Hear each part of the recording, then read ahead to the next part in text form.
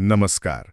आज हामी नेवार समुदायको एउटा एकदमै चाखलाग्दो पर्व गथाम्मुगह चरे, जसलाई गठेमङ्गोड पनि भनिन्छ होइन, हो हो त्यसैको बारेमा अलिकति गहिरिएर कुरा गर्दैछौँ। हो नमस्ते। हामीसँग भएको यो लेखले नि यो पर्वको सांस्कृतिक महत्त्व कति छ भन्ने देखाउँछ। हाम्रो उद्देश्य चाहिँ के हो भने यो पर्व कसरी सुरु भयो, यसका खास खास चलनहरू के हुन्, अनि यसको भित्री अर्थ के होला भनेर बुझ्ने प्रयास गर्ने हो। एकदम। यो श्रावण कृष्ण चतुर्दशीमा खास गरी काठमाडौँ उपत्यकामा मनाइन्छ। हो त्यही त, कसरी सुरु भयो होला यो, अनि त्यो गथाम्मुगह भन्ने नाम सुन्दा पनि अलि अनौठो लाग्छ होइन। राक्षसको कथा छ रे भन्ने सुनेको थिएँ मैले त। यसको पछाडि एउटा पुरानो कथा छ। भनिन्छ परापूर्व कालमा नि गथामुख भन्ने एउटा साह्रै डरलाग्दो राक्षस थियो रे। ए हो र? कस्तो खालको राक्षस? त्यो राक्षसले विशेष गरी बर्खायाममा गाउँघरमा पसेर मान्छेहरूलाई, अझ खास गरी युवतीहरूलाई साह्रै दुःख दिन्थ्यो रे। एकदमै आतंक थियो उसको। ओहो, बर्खायाममा। अनि समुदाय नि त्रसित भएपछि त के त्यो उपाय लगाउनु पर्यो होला नि? पर्यो, तर उनीहरूले त्यो राक्षसलाई सिधै लडेर जित्ने भन्दा पनि अलिकति फरक प्रतीकात्मक तरिका अपनाए। प्रतीकात्मक कस्तो? उनीहरूले के गरे भने सबैजना मिलेर बाँस, पराल, घाँस अनि घरका पुराना लुगाहरू जम्मा पारेर त्यो राक्षसकै एउटा डरलाग्दो मूर्ति मतलब पुत्ला बनाए। ए, राक्षसकै पुत्ला? हो, त्यसैलाई गथामुघ भनेर नाम दिए। यो चाहिँ त्यो राक्षसलाई भौतिक रूपमा नभए पनि साङ्केतिक रूपमा हराउने तरिका भयो के। गजबको आइडिया त, डरलाई नै हतियार बनाए जस्तो।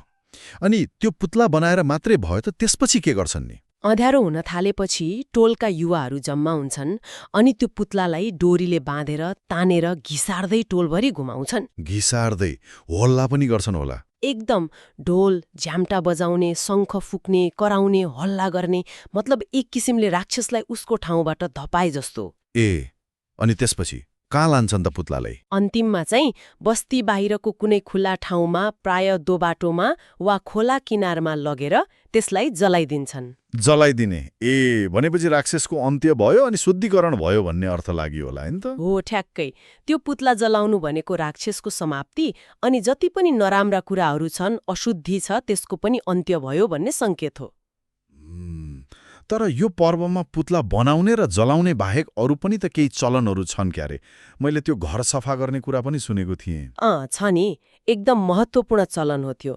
यो दिन घर र आँगन सफा गर्ने काम अनिवार्य जस्तै मानिन्छ। त्यो त सामान्य सफाई मात्रै हो कि अरू केही अर्थ छ? होइन, यो खालि भौतिक सफाई मात्रै होइन। यसलाई चाहिँ घरमा भएको नकारात्मक ऊर्जा, केही दुष्ट आत्माहरू छन् भने तिनीहरूलाई हटाउने प्रक्रियाको रूपमा लिइन्छ। ए, अनि त्यो किला ठोक्ने चलन पनि छ रे नि? हो, त्यो झन रोचक छ।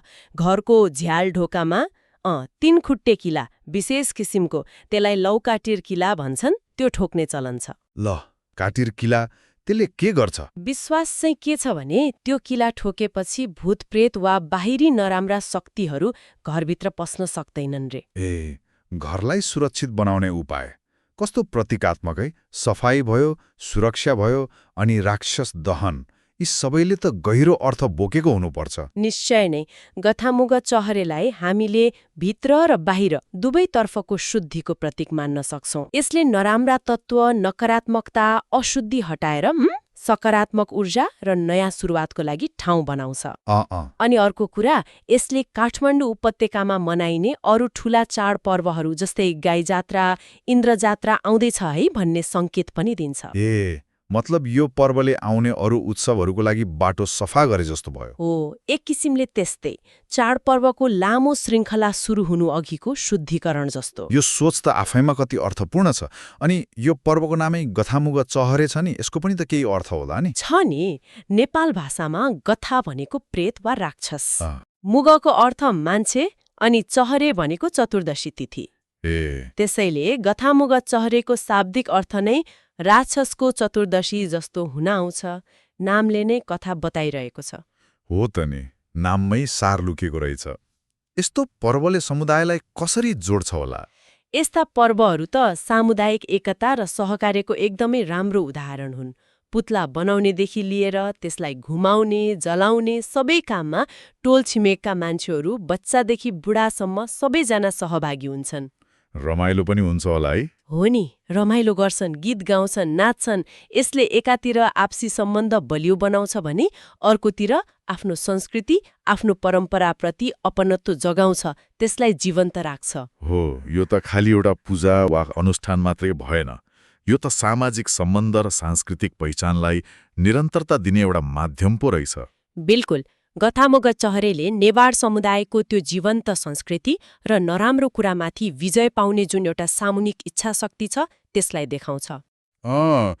कसरी पुरानो परम्पराले पनि आजको समयमा समुदायलाई एकै ठाउँमा ल्याउँछ अनि सामूहिक कल्याणको भावना जगाउँछ भन्ने कुरा यसले दर्शाउँछ। एकदम सही।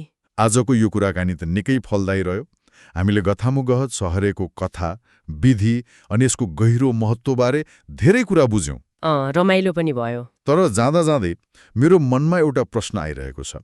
आजको यो आधुनिक विज्ञान र प्रविधिको युगमा पनि यस्ता पौराणिक कथाहरूमा आधारित यस्ता प्रतीकात्मक अनुष्ठानहरूले समुदायलाई एक ठाउँमा बाँधेर राख्न र त्यो सामूहिक शुद्धिकरणको भावनालाई जीवित राख्न कतिको महत्त्वपूर्ण भूमिका खेलिरहेको छ होला अनि यसको सान्दर्भिकता भविष्यमा कसरी कायम रहला, यो प्रश्नबारे श्रोताहरूले पनि सोच्दै गर्नुहोला।